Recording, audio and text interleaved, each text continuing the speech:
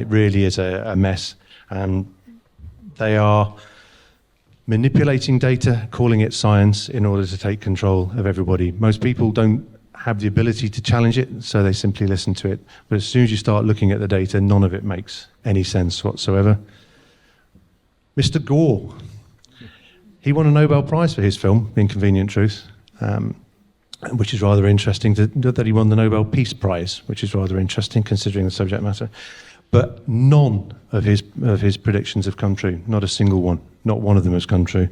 He is, however, a very wealthy man now. He's worth, they believe, somewhere in the region of $330 million. And he is now paid $2 million a month to run his hedge fund that does eco investments. And that hedge fund is valued at $34 billion. So you can see very clearly that this is a money-generating scheme. It's going to be very, very difficult to break it, but we do it. So with that in mind, I want to change some of the terminology that we use. I want to stop talking about solar farms and wind farms. Let's call a spade, shall we? They're factories, they're power stations. And if somebody said, we want to build a factory on top of a mountain in the middle of Wales, everybody would say no. But they call it a park or a farm. It sounds so much more friendly. But it's not, is it? It really isn't. Next statement, I suppose. Good old cartoon here. Net zero is utterly ridiculous. It's completely unachievable. It's a maniacal goal that will kill us all in the end. It'll bankrupt us first, of course, but it's completely and totally and utterly unachievable and completely stupid. Renewable energy, well, we know it's not green. We know it's not really renewable.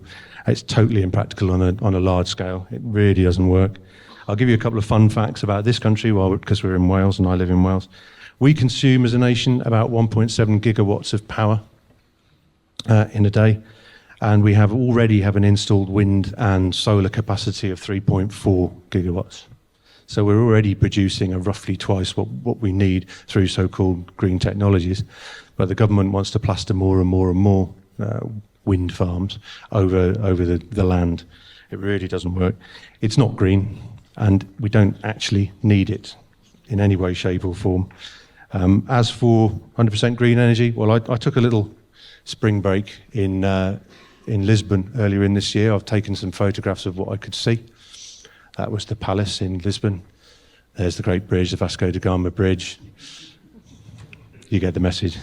They were out, I've got colleagues there, they were out for over a week, and that was it didn't fail because of the renewables, but they couldn't restart the system because they didn't have any traditional power systems to drive it up. I've gone too far. Oh, well, no, that's because it was dark, because the lights were out. Yeah, there was nothing to see. We also have to ask ourselves a very important question, really, with all this extra power that they're trying to place